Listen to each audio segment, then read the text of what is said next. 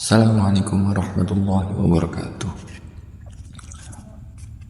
Sahabat-sahabat kasih sekalian, kita akan mendengarkan dan bercerita tentang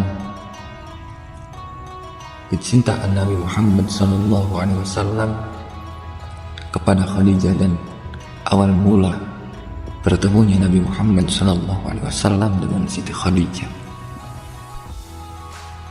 Sebelum itu, mari kita dukung channel ini dengan subscribe, like, dan share-nya. Bismillahirrahmanirrahim. Kita mulai kisah kesetiaan Nabi Muhammad SAW kepada Siti Khadijah.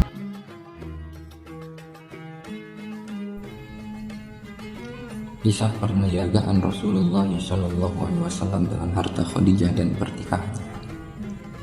Menurut riwayat Ibnu Athir dan Ibnu Syam, Khadijah adalah seorang wanita pedagang yang mulia dan kaya. Beliau sering mengirim orang kepercayaannya untuk berdagang.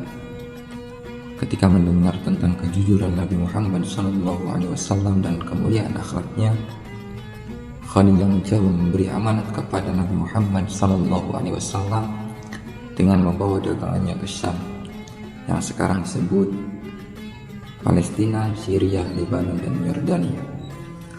Khadijah membawa barang dagangannya yang lebih baik dari apa yang dibawakan kepada orang lain. Dalam perjalanan dagang ini, Nabi Muhammad SAW ditemani Maisarah, seorang kepercayaan Khadijah. Nabi Muhammad SAW menerima tawaran ini dan berangkat ke Syam bersama Maisarah meniagakan harta Khadijah. Dalam perjalanan ini, Nabi berhasil membawa keuntungan yang berlipat ganda, sehingga kepercayaan Khadijah bertambah terhadapnya. Selama perjalanan tersebut, Maisarah sangat mengagumi akhlak dan kejujuran Nabi. Semua sifat dan perilaku itu dilaporkan oleh Maisarah kepada Khadijah. Khadijah tertarik kepada kejujuran dan ia pun terkejut dengan keberkahan yang diperolehnya dari perniagaan Nabi Muhammad SAW. Khadijah kemudian menyatakan hasratnya untuk menikah dengan Nabi Muhammad SAW dengan perantara Nafisah binti Umayyah. Nabi Muhammad SAW menyetujuinya. Kemudian Nabi menyampaikan hal itu kepada teman-temannya. Setelah itu, mereka meminang Khadijah untuk Nabi Muhammad SAW dari paman Khadijah, Amr bin Asad. Ketika menikahinya, Nabi Muhammad SAW berusia 25 tahun, sedangkan Khadijah berusia 40 tahun.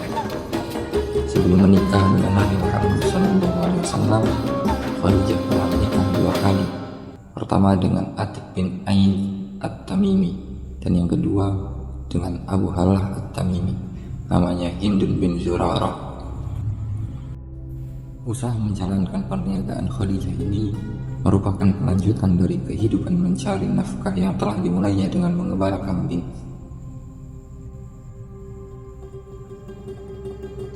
Mengenai keutamaan dan kedudukan Khadijah dalam kehidupan Nabi Muhammad SAW, sesungguhnya ia tetap mendapatkan kedudukan yang tinggi di sisi Nabi Muhammad SAW sepanjang hidupnya. Telah disebutkan di dalam riwayat Bukhari dan Muslim bahwa Khadijah adalah wanita terbaik pada zamannya. Bukhari dan Muslim meriwayatkan bahwa Ali radhiyallahu anhu pernah mendengar Rasulullah SAW bersabda, "Sebaik-baiknya wanita adalah Maryam binti Imran, dan sebaik-baiknya wanita di bumi adalah Khadijah binti Khuwailid." Bukhari dan Muslim juga meriwayatkan dari Aisyah radhiyallahu anha, ia pernah berkata, "Aku tidak pernah cemburu kepada istri-istri Nabi Muhammad SAW kecuali kepada Khadijah, sekalipun aku tidak pernah bertemu dengannya." Apabila Rasulullah SAW menyembelih kambing, beliau berpesan, "Kirimkan daging kepada teman-teman Khadijah." Pada suatu hari, aku memarahinya, lalu aku katakan, "Khadijah, Nabi Muhammad SAW bersabda, sesungguhnya aku telah dikaruniai cintanya. Imam Ahmad dan At-Tabrani meriwayatkan dari Masruq dari Aisyah radhiyallahu anha berkata, hampir tidak pernah Rasulullah SAW keluar rumah sehingga menyebut Khadijah dan memujinya. Pada suatu hari Rasulullah SAW menyebutnya sehingga menimbulkan kecemburuanku.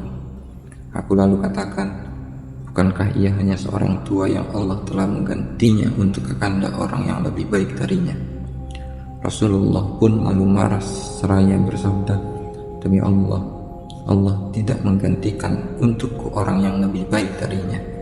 Dia beriman ketika orang-orang ingkar, dia membenarkan aku ketika orang-orang mendustakanku, dia membela dengan hartanya ketika orang-orang menghalangiku, dan aku dikaruniai Allah Subhanahu wa Ta'ala anak darinya, sementara aku tidak dikaruniai anak sama sekali dari istri lainnya.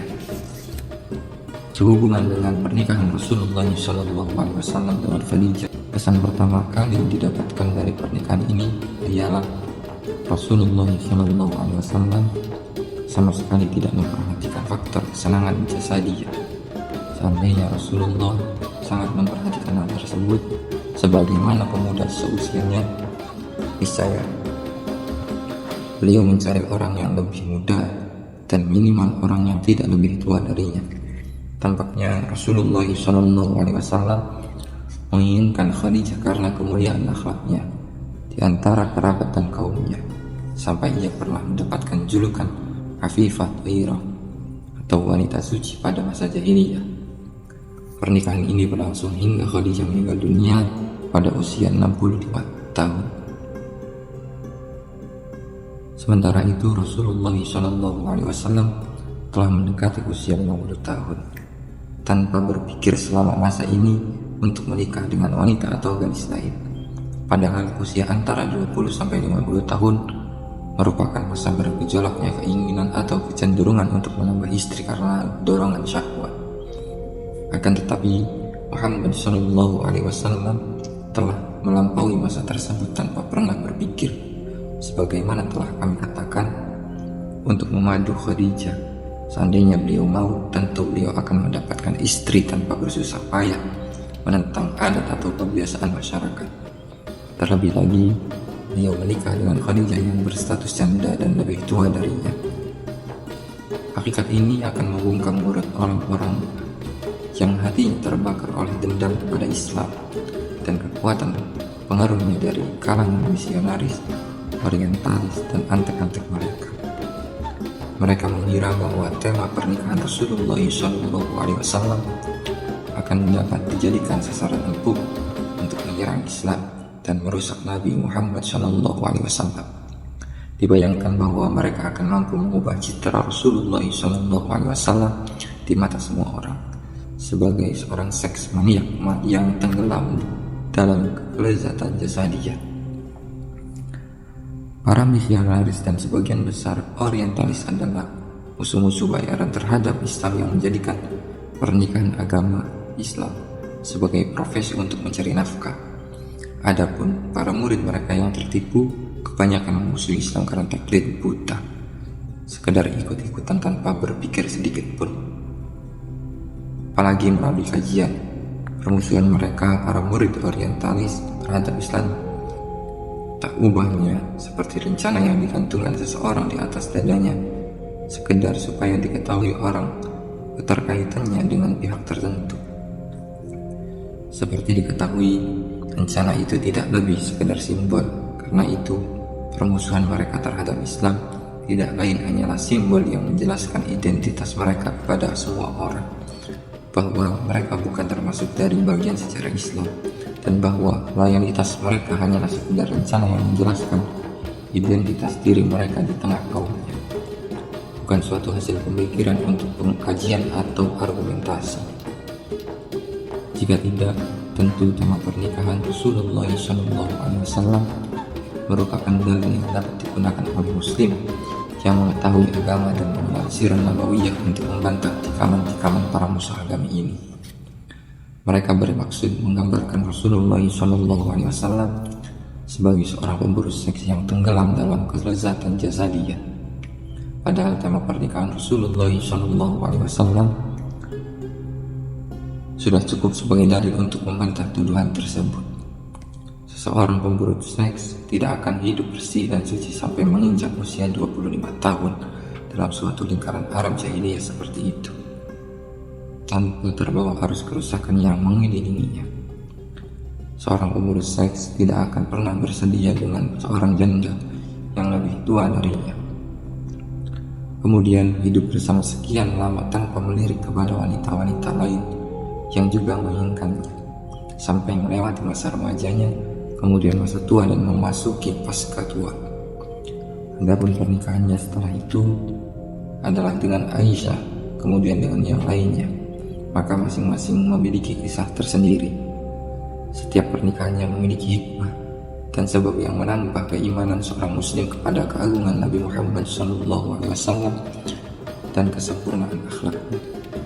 Tentang hikmah dan sebabnya, jelas pernikahan tersebut bukan untuk memperturutkan dorongan seksual, sebab seandainya demikian, niscaya sudah dilampiaskannya pada masa sebelumnya. Terlebih lagi pada masa-masa tersebut, pemuda Muhammad SAW belum memikirkan dakwah dan permasalahan yang dapat mengalihkan dari kebutuhan nalurinya. Kami tidak memandang perlu untuk memanjangkan pembelaan terhadap pernikahan Nabi Muhammad SAW sebagaimana dilakukan oleh sebagian penulis, sebab kami tidak menganggap adanya permasalahan yang perlu dibahas, kendati pun para musuh Islam berusaha mengada-ngadakannya. Kemudian lain, bahwa para musuh Islam tidaklah bermaksud merusak beberapa hakikat Islam kecuali hanya sekedar menyeret kaum muslimin kepada perdebatan apologis.